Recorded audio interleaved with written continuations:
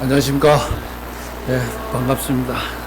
오늘 제목은 아낌없이 준 하나님 아버지, 아낌없이 준 아버지 하나님이라는 제목으로 말씀을 듣도록 하겠습니다. 아낌없이 준다는 그 단어를 찾아보니까 책에도 이런 책이 나옵니다. 아낌없이 주는 나무, 아낌없이 주는 나무. 1964년 미국의 동화입니다. 이 동화는 많은 언어로 번역되어 가지고 전 세계에 출간된 동화입니다. 책의 주인공은 소년과 나무의 관계입니다.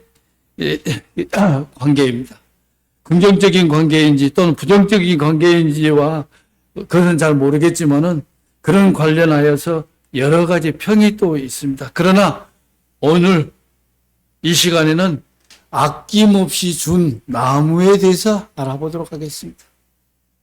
그 사과나무는 사과나무와 소녀는 그냥 친구 관계였다고 우리가 생각하면 되겠습니다. 그래서 사과나무와 그 소녀는 항상 함께하는 그러한 그 마음을 가지고 있었습니다. 그래서 소녀는 나이가 들어서 어른이 되어가지고 돈이 필요했어요. 그래서 돈이 필요해서 그 나무 밑에서 얘기를 합니다. 돈이 필요하다고. 그래서 사과나무는 열매를 수확해서 그 열매를 팔아 소년에게 모두 가져가게 했습니다. 그래서 돈이 생깁니다. 또 어른이 된 그 아이는 집이 필요했습니다. 그래서 나무는 나의 가지를 다 잘라다가 집을 지으라고 했습니다. 그래서 아이는 나무 가지를 모두 가져갔습니다. 시간이 흘러 그 소녀는 남자가 돼서 멀리 여행을 떠나고 싶어 했습니다. 나무는 그의 줄기까지 이용해서 배를 만들어서 여행하라 해서 나무 줄기를 가져갔습니다. 시간이 흘러 남자는 노인이 돼서 돌아왔습니다. 노인은 피곤해서 쉴 곳이 필요했습니다. 나무는 구루터기만 남는 나에게 앉으라 하여 그 소년의 남자는 나무 위에 걸터 앉았습니다. 나무는 행복했습니다. 나무는 즐거웠습니다. 왜요? 그 소년과 함께 했기 때문에 즐거웠던 것입니다. 그래서 소년과 나무는 즐겁고 행복한 시간을 보냈다는 이런 동화가 전 세계로 번역돼서 모든 사람이 알고 있는 내용입니다. 이게 아낌없이 준 나무의 얘기입니다. 아낌없이 준 아버지를 또 생각해 보니까 아브라함에 대해서 아브라함과 이삭에 대해서 잠깐 알아보도록 하겠습니다. 모든 부모는 자식을 위해서 살다가 자식에게 모든 것을 물려주고 떠나는 존재입니다. 때로는 먹을 것도 먹지 못하고 입을 것도 제대로 입지 못하고 쓰고 싶은 것도 있어도 쓰지 못하고 오로지 자식을 위해서 사는 존재가 바로 부모입니다. 아브라함도 크게 다르지 않았습니다. 아브라함은 사라가 죽고 이삭을 결혼시켜 가정을 세워주고 구두라라는 여인을 후처로 맞이하여 6명의 자녀를 또 낳았습니다. 그리고 아브라함이 이삭에게 자기의 모든 소유를 주었습니다. 이때가 창세기 25장 5절의 내용이 나오는데 아브라함의 아들 이삭에게 자기의 모든 소유를 준 때가 언제인가는 기록에 남아있지 않지만은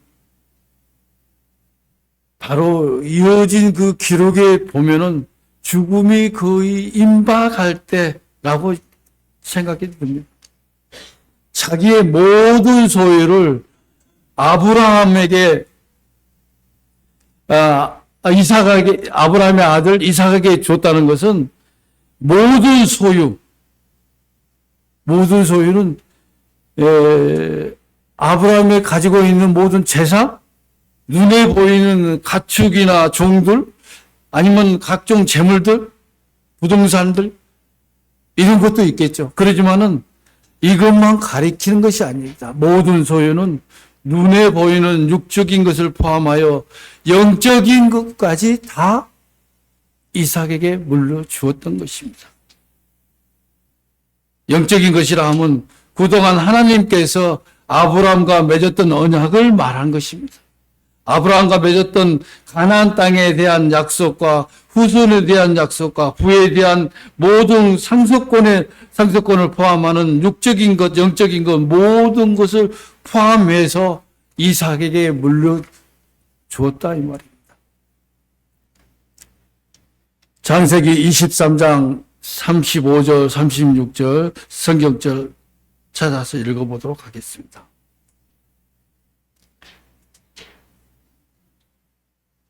여호와께서 나의 주인에게 크게 복을 주시어昌盛하게 하시되 소와 양과 은금과 종들과 낙타와 나귀를 그에게 주셨고 나의 주인인 아내 사라가 노년에 나의 주인에게 아들을 낳으며 주인의 그의 모든 소유를 그 아들에게 주었나이다. 아브라함이 갖고 있는 모든 소유를 아들 이삭에게 주었다 말합니다. 결국 아브라함은 이삭이 하나님께서 약속하신 언약이시며 언약의 상속자임을 밝히면서 육체적인 정신과 영적인 가정의 모든 권한을 아들 이삭에게 물려준 것입니다. 아브라함의 이런 모습 속에서 하나님 아버지의 모습을 보게 됩니다. 여호와 하나님께서도 아브라함의 영적인 후손인 그리스도인들, 하나님의 아들 예수 그리스도를 믿어 하나님의 생명으로 거듭난 하나님의 자녀들을 위하여 모든 것을 아끼지 아니하시고 다 주었던 것입니다. 우리를 죄와 저주와 사랑의 권세에서 해방시켜 구원하기 위해서 하나밖에 없는 독생자 아들 예수 그리스도를 사람의 몸을 입혀서 이 세상에 우리를 위해서 주셨습니다. 예수님은 이 땅에 있으면서 우리 모두를 위해 헌신했습니다. 예수님께서 사람을 가르치시고 병을 고치시고 문둥 병자를 고치고 베드로 장로도 고치고 귀신 들린 두 사람을 고쳐주었습니다. 심지어는 자연까지 환경까지 손을 댔습니다. 폭풍을 멈추게 했으니까요. 보지 못한 사람까지 고쳤습니다. 빵 5개와 물고기 2마리로 5,000명을 먹이시고 빵 7개와 작은 생선 몇 마리로 4,000명 먹였던 예수님이십니다. 또 심지어는 나사로가 죽었지만 무덤의 문을 열고 호명하여 부르니 죽은 나사로가 살아났습니다. 사람까지 살렸습니다. 우리는 이런 예수님을 봉사와 성경을 통해서 너무너무 잘 알고 있습니다. 우리를 하나님의 자녀 삼으시기 위해서 마지막에는 아들 예수님에게서 모든 죄를 담당하시게 하시고 십자가에 죽으시기까지 아낌없이 다 주었습니다. 예수님은 그 육체와 함께 물과 피를 다 흘리시면서 우리를 위해서 생명까지 다 주었습니다. 우리가 이런 예수님을 너무 잔인해서 음향은 다 빼버리고 영상만 올렸습니다. 잠깐 아낌없이 준 예수님의 그 영상을 잠시 보도록 하겠습니다.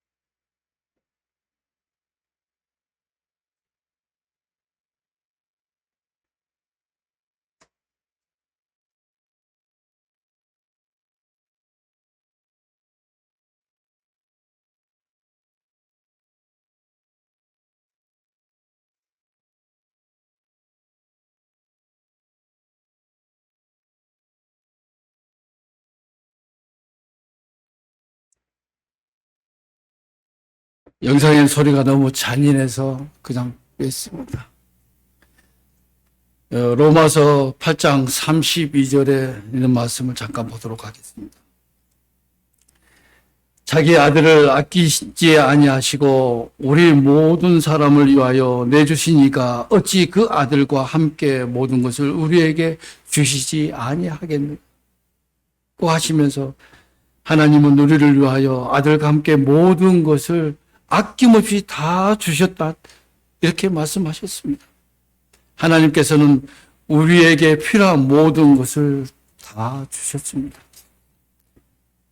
제사함을 주셨고, 구원을 주셨고, 하나님의 생명을 주셨고, 천국을 주셨고, 편안을 주셨고, 소망을 주셨습니다. 죄와 사망에서 자유함을 주셨습니다. 이것이 하나님 아버지의 사랑입니다. 아낌없이 아버지의 사랑이 우리를 살렸습니다. 마태복음 7장 11절에 있는 말씀 보도록 하겠습니다.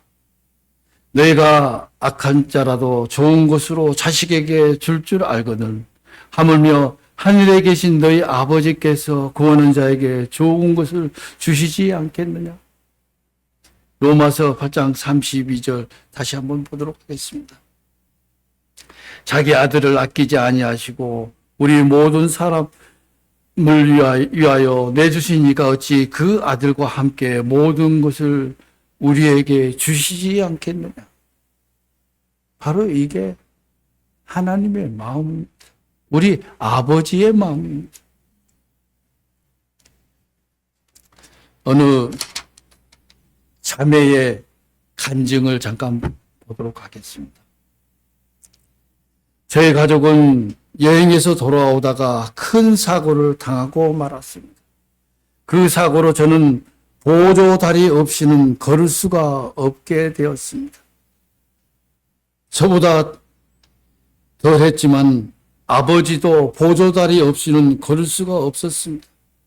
저는 사춘기를 보내며 죽고 싶을 정도로 열등감에 시달렸습니다. 제가 밥을 먹지 않고 책상에 엎드려 울고 있을 때 유안이 되어준 사람은 아빠였습니다.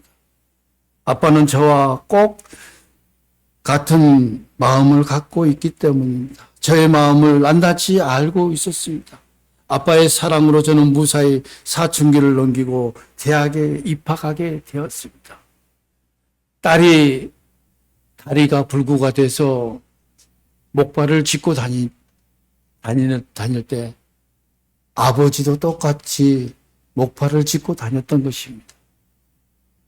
아빠의 사랑으로 저는 무사히 사춘기를 넘기고 대학까지 졸업하게 되었다는 것입니다. 대학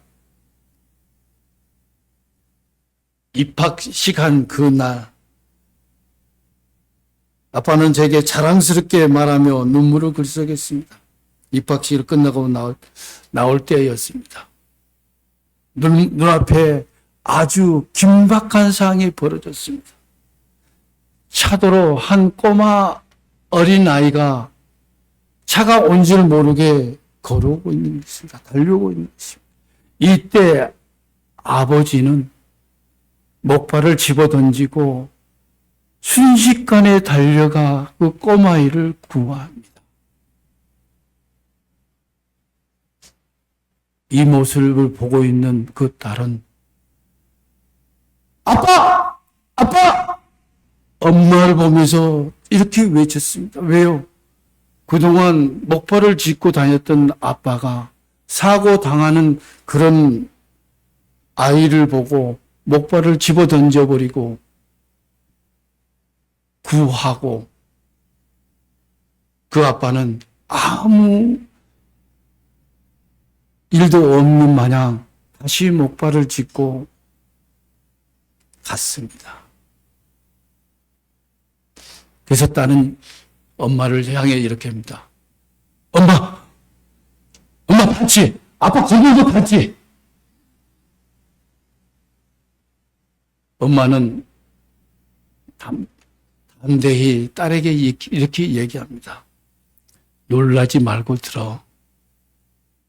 엄마는 아빠에 대해서 다 잘 알고 있단다. 너 사고 날 때 너는 다리를 다쳤고 아빠는 팔을 다쳤기 때문에 목발을 안 해도 살 수가 있었지만은 너를 위해서 지금까지 목발을 하고 다녔던 거란다.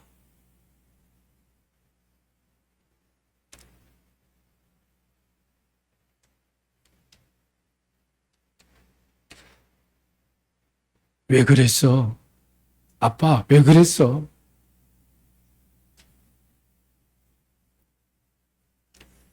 저도 모르게 울음이 터져 나왔습니다. 울지 마. 아빠는 너를 위로할 수 있는 자신의 모든 모습이 얼마나 자랑스러워하는지. 오늘 저 어린아이가 교통사고 당해서 너처럼 될까봐. 앞서 걸어가는 아빠를 보고 저의 분홍색 바카 위로 눈물을 글썽 흘리셨던 그런 아버지. 우리가 이런 아버지의 그 사랑 속에서 살고 있는 것입니다. 이 아버지의 마음은 하나님 아버지의 마음이요. 예수님의 목자의 마음입니다. 우리가 은혜를 받으면 성령 하나님께서 우리의 마음 속에 이 아버지의 마음을 주십니다. 그런데 우리 마음 속에 은혜가 떨어지면 아버지의 마음은 사라집니다. 사탄의 마음이 들어옵니다. 사탄의 마음은 이기적이고 계산적이고 의심하고 불평하고 지적질하고 상처 주고 만사가 귀찮고 피곤하고 고달픈 마음입니다. 요한복음 1장 12절 말씀 보도록 하겠습니다.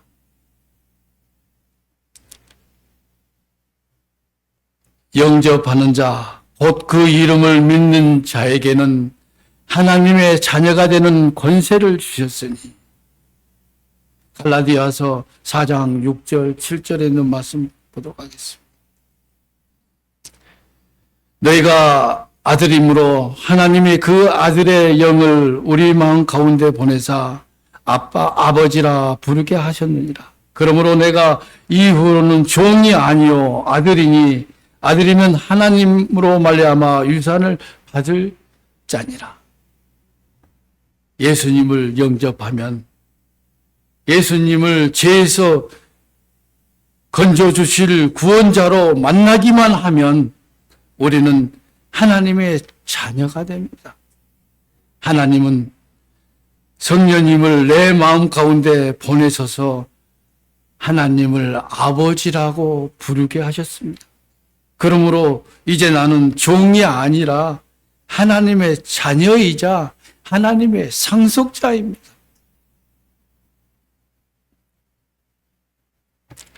만물을 창조하시고 전지전능하시고 만왕의 왕이신 하나님을 향해 감히 아빠 아버지라고 부른다는 것은 굉장한 영광입니다. 어느 누가 창조주 하나님을 아빠 아버지라고 부를 수 있겠습니까? 창조주 하나님이 우리한테 그렇게 부르라고 했기 때문에 우리는 부를 수가 있는 것입니다. 우리가 창조주 하나님을 아버지라고 부르는 것에 대해서 결코 탓하지 마십시오. 영광으로 생각하십시오. 눈에 보이지 않는 하나님을 향해 자연스럽게 아빠, 아버지라고 부르는 것은 그 자체가 기적 같고 신기한 일입니다. 우리는 아무한테나 아버지라고 부르지 않습니다. 천지를 창조하신 하나님께 이런 칭호를 사용한다는 것은 하나님과 친밀한 관계를 형성되어 있다는 증거입니다. 하나님은 우리의 죄와 허물과 부족함을 아시고도 미워하지 않고 멀리하지 않으시고 끝까지 용서하시고 끝까지 기다리시고 참으시는 영적 아버지이십니다. 우리의 주님은 우리의 과거도 아시고 우리의 현재도 아시고 미래도 알고 계십니다. 우리의 약점이나 허물을 아시면서 그러면서도 우리를 사랑하시는 분이 바로 하나님 아버지입니다. 우리가 이런 하나님을 사랑하고 있습니다. 하나님은 사랑이십니다. 하나님은 사랑밖에 모릅니다. 이런 하나님을 사랑하려면 우리 또한 서로 사랑해야 되지 않겠습니까? 아버지의 마음은 선한 목자와 같은 마음입니다. 아버지의 마음은 집 나간 아들이 돌아오기를 기다리는 마음입니다. 집 나간 아들이 돌아오기를 얼마나 기다렸던 그 성경에 나오는 그 얘기를 너무너무 잘 알고 있지 않습니까? 아들이 돌아오기만 간절히 기다리는 그런 아버지의 마음. 그런 아버지의 마음은 어려움을 당한 자녀를 안타까운 마음으로 구원하시고자 책임을 져주시고자 불쌍히 여겨주시고자 가장 좋은 것을 주시고자 하는 그런 마음가짐을 가진 분이 바로 아버지다 이 말입니다.